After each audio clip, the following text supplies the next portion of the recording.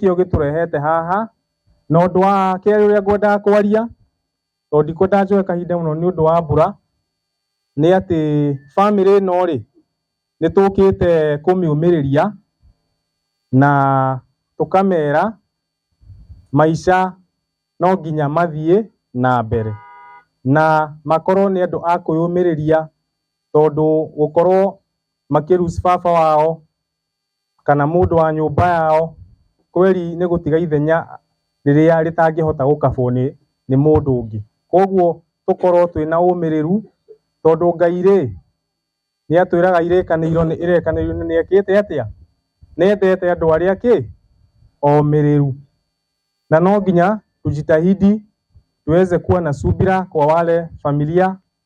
Huu ni ujumbe wetu pia ambao tumekuja nao, kuwa na subira katika hali hii ya kumkumbuka ndugu yetu ambaye ametutangulia, tukijiandaa pia nafsi zetu, na Mwenyezi Mungu anapenda watu ambao wanasubiri. Tunaambiwa yiruta karugano kanini kiari uhoro wa kuumiriria ri ne gwari uhoro wa Nuhu ri Noa ni agwetetwo irekaniro-ini ciothe na Korani-ini ni agwetetwo makiria ma maita 40 na angĩkorwo he mundu omĩrĩirie hari aria momĩrĩirie ri ni mundu ugwitwo Nabii Nuhu, thayo wa Ngai urokorwo iguru riake, tondu maundu maria agereire ni ati agiciarwo kuratuika hindi yo andu niguo mambirie kura njira ya Ngai. Thutha wake ri andu ni matamburaga Ngai, no hindi yake ri yakinya ri andu ni morite muno njira-ini ya Ngai, na Ngai ni endire kuonia andu bata wa kumiriria. Na kiria Ngai ekire ri ni erire muthuri uyu ahande miti. Nabii Nuhu erirwo ahande miti, akaambiwa apande miti ambayo ilichukua miaka 40 na huku anakuwa ni mwenye kuwahubiria watu, akiwaambia warudi katika njia ya Mwenyezi Mungu, akiomba usiku na mchana, akilia kwa sababu ya kuombea wale watu wake, kwa sababu walielewa ule ujumbe Mwenyezi Mungu alikuwa anataka kuufikisha, lakini watu walikuwa hawamsikizi. Kwa hivyo tuwe na subira kama ya Nabii Nuhu. Katika Qur'an, katika Biblia anapanda miti miaka 40, mvua inanyesha, watu wanasema nitapanda kwenye mlima wapi, mpaka mwishowe mtoto wake anakuja mwenyewe kuwa ni mwenye kuangamia. Lakini yeye hapa anataka kuzungumzia subira ambayo alionyesha, ambayo aliweza, anaombea watu mpaka anakuta mtu personally, mtu mmoja, lakini inasemekana walikuwa wachache tu ndio wanafanya nini, wanamsikiza. Lakini Mwenyezi Mungu alikuwa msamehevu na mwingi wa rehema kwa wale ambao walikubali ujumbe wake, wakawa ni wenye kuingia katika safina yake na wakawa ni wenye kuokoka. Kwa hivyo tumiririe na tumenye ati maisha matithiragira haha thi, maisha twakua ni page ingi turambiriria. O ta uria mwana akoragwo wenda, ungira mwana wenda ni ugathi ni ugakora miti, ng'ombe, mburi, ngari, ndangĩnyita nĩkĩ ũrauga. Koguo maisha macio mauma tugoka maisha maya mangĩ mathi, na tuma maya he maisha macio mangĩ magweterera, na niho Mwathani akoragwo agikuhe kana agikuriha kiria wakoretwo ukihariria thiini wa maisha maku mothe. Koguo nitukenete muno na nitukuendelea na programu itu gutigira haha ni undu wa kanya gako haria gathirira, na nindacokia ngatho muno na Ngai amurathime. Ngai ni mwega hindi ciothe. Thengio muno. Wega muno Mr. Maina. Ithu turamwira atiriri, ithuĩ Agĩkũyũ Aithĩramu turamwira Agĩkũyũ, turamwira atiriri athuri na Agĩkũyũ, atimia,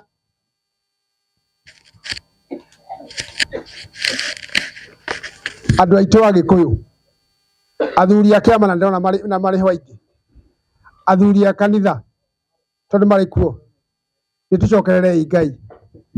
Andũ aitũ kwanja ithuĩ andũ a Gĩkũyũ tugaga nĩ twakinyire na maũndũ maitũ matirathiĩ wega, na maraga gũthiĩ wega tondũ twaregire Ngai.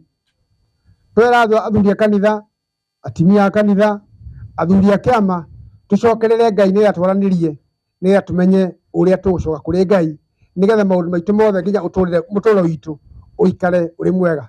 Hĩndĩ ĩno nĩ nguoya kahinda kanini ga gwĩta Sheikh Bakar na amwe ũhoro kidogo ũhoro wa kanitha itũ, dini itũ ya Ũithĩramu, dini ya Ũkristiano na dini ya ũndũire ya Afrika iraringana atĩa na nĩkũ tũngĩthiĩ nĩgetha tumenye Ngai ũrĩa wa ma ũrĩa tũkũmũhoya. Mr. Bakar tafadhali. Na nĩngwenda mũthikĩrĩrie wega na Bible verse iria mũkũheo na verse cia Korani iria mũkũheo no nyende mwandĩke nĩgetha nginya mauma haha mũndũ aume haha na athiĩ athome na andĩke na no athome peke yake na nĩgetha amenye ũhoro tũgũthiĩ naguo atĩa. Mr. Bakar.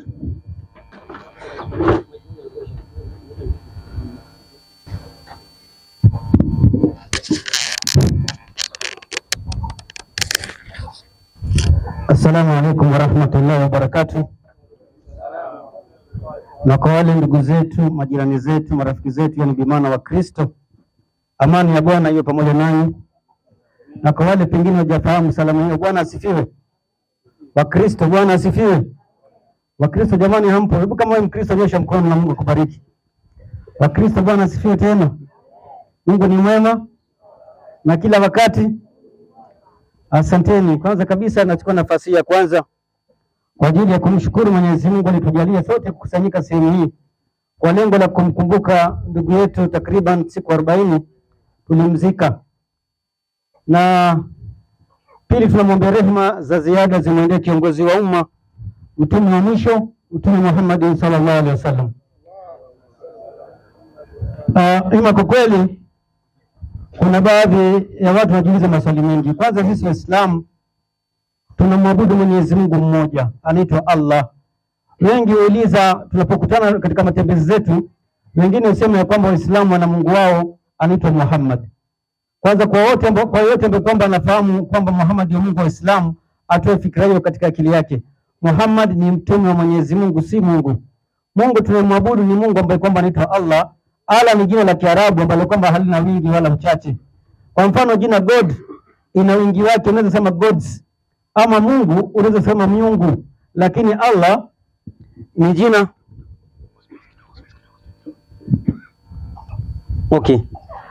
Allah ni jina ambalo kwamba halina wingi ndani yake, ni Mwenyezi Mungu mmoja, Gaimobi, Mungu muumbaji. Na ndiposa Mwenyezi Mungu huyo ambaye kwamba anaitwa Allah, kama tulivyotangulia kusema ya kwamba ni Mwenyezi Mungu mmoja, Allahu wahid, yeye ni Mwenyezi Mungu mmoja. Kwa hivyo Muislamu haruhusiwi kuabudu Mungu zaidi ya mmoja. Kwa mfano akasema kuna Mungu Baba au Mungu Mwana au Mungu Roho, Muislamu haruhusiwi kusema hivyo. Muislamu anaruhusiwa kusema Mwenyezi Mungu ni mmoja. Na ndiposa Mwenyezi Mungu Subhanahu wa Ta'ala alipomteremshia mja wake Mtume Muhammad kwa kitabu cha Qur'ani, aliweza kumwambia kul wallahu ahad, sema yeye ni Mwenyezi Mungu mmoja tu. Uga gaineo mwe, sema yeye Mwenyezi Mungu ni mmoja tu. Na ndio ujumbe huu ambao kwamba tumetembea nao katika mji wenu huu, ya kwamba Allah, Mwenyezi Mungu ambaye kwamba Waislamu wanamwabudu ni Mwenyezi Mungu mmoja. Mwenyezi Mungu ambaye kwamba ndiye anastahili kukusudiwa na viumbe vyake vyote kwa kumwabudu na kumwomba na kumtegemea. Ikiwa wewe ni Muislamu, unafaa kumtegemea Mungu kwa jambo lako lolote lile. Siwe kwamba pengine wewe ni mwanabiashara ukawa unasali sana sala 5, alafu kisha biashara yako ilipokwenda chini unasema hapa kuna mkono wa mtu, hapa kuna uso wa mtu, ama kuna mtu pengine amepitia hapa akanitupia kitu fulani. Hapana, unafaa kumtegemea Mwenyezi Mungu, kumwabudu na kumwomba na kumtegemea. Kisha Mungu tunayemzungumzia ni lam yalid wa lam yulad, hakuzaa na pia vile vile hakuzaliwa. Yani si Mungu ambaye kwamba ana msimu wa kuzaliwa ama akazaa. Hapana, ni Mungu ambaye kwamba hakuzaa wala hakuzaliwa, wala yakul lahu kufuwan ahad, na vile vile hana anayefanana naye. Kwa hivyo natumai ya kwamba mmejua kuanzia leo ya kwamba Waislamu wanamwabudu Mungu wa pekee ambaye kwamba ni Mungu mmoja. Na je, mila zetu za kitamaduni zetu zinaambatana na Uislamu? Kwa mfano tuchukulie jamii ya mlima wa Kikuyu. Wakikuyu walikuwa wanaangalia mlima Kirinyaga kule. Kweli si kweli? Ni kweli si kweli? Hata Waislamu pia vile vile nao wanaposali wanaangalia huko mlima Kirinyaga, kwa maana Maka, yani nyumba tukufu la Mwenyezi Mungu Maka iko sehemu hiyo, ndio Waislamu wanaelekea. Waislamu wote wanaelekea sehemu hiyo. Huwezi kupata pengine Waislamu wa Nakuru wanaelekea mashariki, Waislamu wa Nairobi wanaelekea kaskazini, Waislamu wa Nairobi wote wanaelekea sehemu moja, watu wote wanaelekea sehemu moja. Ndio pia vile vile Wakikuyu ama wazee wa Kikuyu wa zamani walielekea sehemu moja kwa swala la ibada. Na pia vile vile Waislamu wa Kikuyu walikuwa na mti mmoja unaitwa Mugumo, hapo kwamba huu mti wa Mugumo walikuwa wanakwenda walipokuwa na shida zao, walikuwa wanakwenda hali ya kuwa hawana viatu. Wazee wa Kikuyu najua walikuwa wanakwenda hali ya kuwa wametoa viatu. Na pia vile vile Waislamu wanapokuwa katika sehemu za ibada, pia nao Waislamu pia vile vile wanafanyaje? Wanatoa viatu. Unaona Na ukisoma kitabu cha Kutoka, kitabu cha Biblia, Kutoka 3 mstari wa 3, Mungu anaambia ewe Musa, vua viatu vyako miguuni, kwa kuwa hapo uliposimama ni nchi takatifu. Musa ruta irato shaku magoroine, kwa maana hapo uliposimama ni patakatifu. Kwa hivyo Waislamu nao wanapokuwa katika kusali wanatoa nini? Wanatoa viatu. Na pia vile vile wazee wa zamani walikuwa wanakwenda katika mti wa Mugumu, hawana nini? Viatu. Je, na pia vile vile wazee wa kitambo walipokuwa wanakwenda katika mti wa Mugumu kuomba mvua inyeshe, walikuwa wanaenda na wanawake pamoja? Wakikuyu, unajua wazee wa Kikuyu walikuwa wanaenda na wanawake pamoja. Wanawake walikuwa wanabaki wapi? Nyumbani. Wanaume ndio wanakwenda kule. Unaona Ukisoma pia vile vile katika kitabu cha Biblia, kitabu cha Zakaria 12:12, hata katika mazishi, hata kama katika maombolezi utasikia kwamba Zakaria, kitabu cha Zakaria inaelezea kila jamaa peke yao na wake zao peke yao, yani wanawake kando na wanaume. Na ndivyo wazee wa zamani walipokikaa, wakienda katika mti wa Mugumu kuomba mvua inafanyaje? Inanyesha. Na pia vile vile wazee wa Kikuyu walikuwa desturi ya kuchinja, kweli si kweli?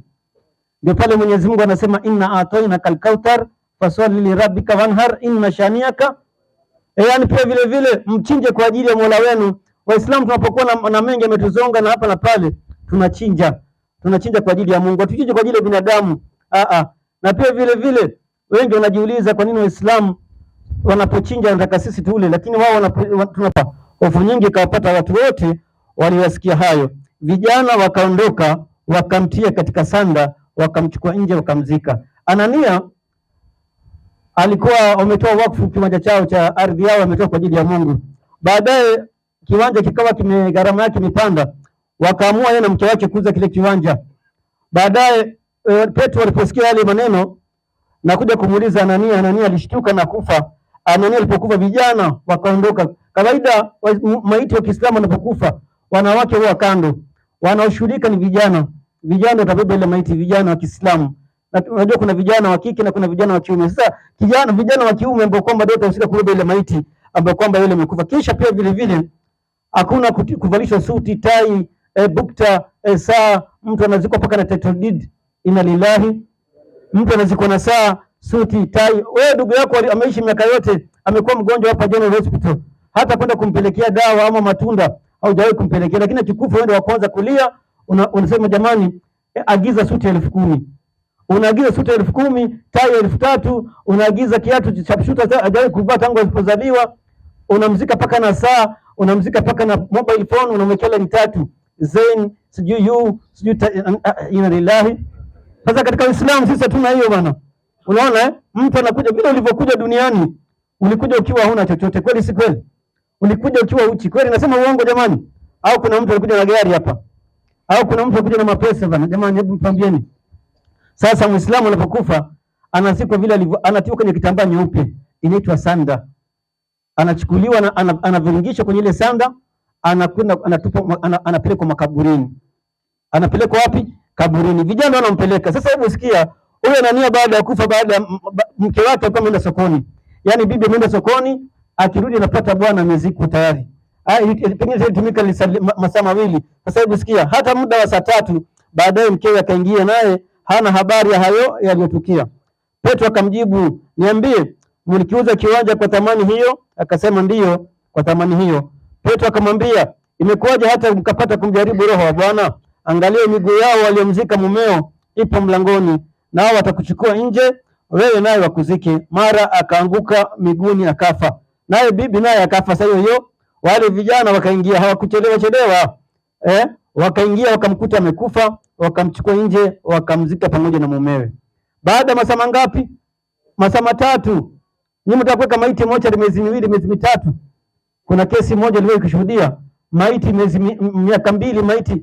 Yule maiti anahisi, japokuwa tu roho yake ndiko kando na mwili, lakini anahisi. Sasa mnachukua mwili ya ndugu yenu, mnaipatia tabu kuingiza ndani ya fridge, kitu baridi kwa kweli, anakauka kama miti.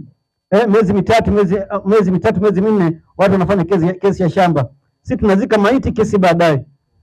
Unaona? Au sivyo Uislamu jamani? Sasa maiti ya Kiislamu inazikwa siku hiyo hiyo, hakuna kungoja. Alafu tena katika maiti ya Kiislamu tunajieshia wenyewe. Yaani wewe kama ni ndugu yangu ama kama wewe ni ndugu yangu umekufa, mimi naosha maiti yako. Si kwamba nipeleke pale kwa Jack mochari, ipigwe spray maji kidogo. Alafu yale maji inapigwa tu pale juu, inapigwa marashi manukato, anavalishwa suruali, anavalishwa nguo. Hapana, katika Uislamu hapana. Kuna taratibu za kuosha. Wengine wanasema maiti wa Kiislamu anatolewa matumbo ndio afanya. Hapana, anaoshwa maiti wa Kiislamu. Baada ya kuoshwa anapakwa manukato. Alafu kisha pia vile vile anafungwa pamba. Baada ya pamba anafungwa nini? Anafungwa sanda.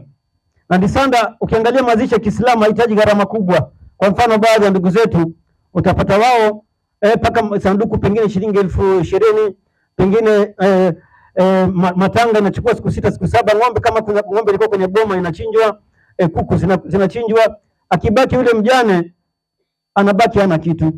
Yule yatima, wale watoto yatima wanaonekana pale shule hawana kitu. Mama angeuza ile ng'ombe angalau watoto wasome, lakini ng'ombe ilipuliwa kwa matanga. Unaona Sasa katika Uislamu sisi swala la kuweka matanga zaidi ya masiku haikubaliwi. Pia vile vile inasemekana yule anapokuwa amekufa anazikwa siku hiyo hiyo ili kuondoa machozi, yani kuondoa huzuni. Mtu anaendelea na kazi zake kama jinsi inavyotakikana, kwa maana pengine wao wanataka kurudi kazi. Sasa mkiweka maiti wengine wanataka kurudi kazi. Sasa maiti akiwa miezi 2 miezi 3 inabidi ukae pale matangani, hata kazi utafutwa pengine. Kwa hiyo tunapata kuona kwamba pia vile vile maiti zetu za Kiislamu zinazikwa wakati huo. Nikimalizia niingie katika swali lingine, kwa maana kuna jambo muhimu pia vile vile nigusie kidogo. Pia vile vile Waislamu kuna jeneza ambapo kwamba jeneza hii huwa jeneza yenyewe juu haina kifiniko. Maiti anabebwa nayo kutoka sehemu ambapo kwamba anasafirishwa mpaka sehemu nyingine. Sasa ukisoma kitabu cha Luka 7:14 kuna mwana wa mamaye ambaye kwamba alikuwa ni mwana wa pekee, amekufa naye Yesu alikuwa akipita. Yesu aliposikia, Yesu akaguza jeneza. Alipoguza jeneza, yule maiti akakaa chini. Sasa ingekuwa sanduku limepigiliwa na misumari, ingekuwaje hapo? Ingetafuta kwanza fundi, au sio? Jamani, iteni fundi fulani angalau afungue zile misumari, kwa maana misumari imepigiliwa inchi 6. Alafu ikipigiliwa, yule mwenye kupigilia anasema usitoke. Yaani usitoke tena katika, lakini unapata kwamba na pia vile vile nikisoma kitabu kimoja hapa tafadhalini. Kuna kitabu nasoma kitabu kimoja katika kitabu cha Yohana 11:45. Tafadhali mtania radhi kama nitakuwa nimechukua muda. Yohana 11:45, 11:45 kwa wale wenye nini. Hebu tuangalie 11:45 kitabu cha Yohana inasema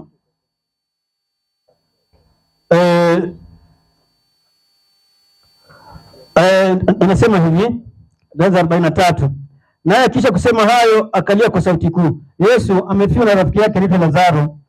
Akiwa katika mazishi ya Lazaro, Yesu alikuwa hajapata habari ya Lazaro amekufa. Kwa muda wa siku 3 Lazaro tayari ashazikwa.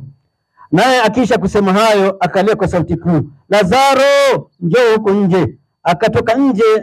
Akatoka nje yule aliyekufa, amefungwa sanda miguuni na mikononi. Yaani Lazaro alikuwa nje rahisi tu. Alipoitwa Lazaro, njoo huku, Lazaro akaamka, alikuwa ndani ya sanda. Sasa angekuwa ndani ya sanduku wapi ingekwaje? Unaona Waislamu siku ya mwisho, napenda wakati mwingine ni katika mambo tunazungumzia kidogo. Yaani napata siku ya mwisho ili ndio kidogo ningependa tu. Naona pengine kuna walimu wengi wakipenda kuzungumza na tuna mengi. Kwa hivyo sisi maiti zetu Waislamu haikai zaidi ya siku moja.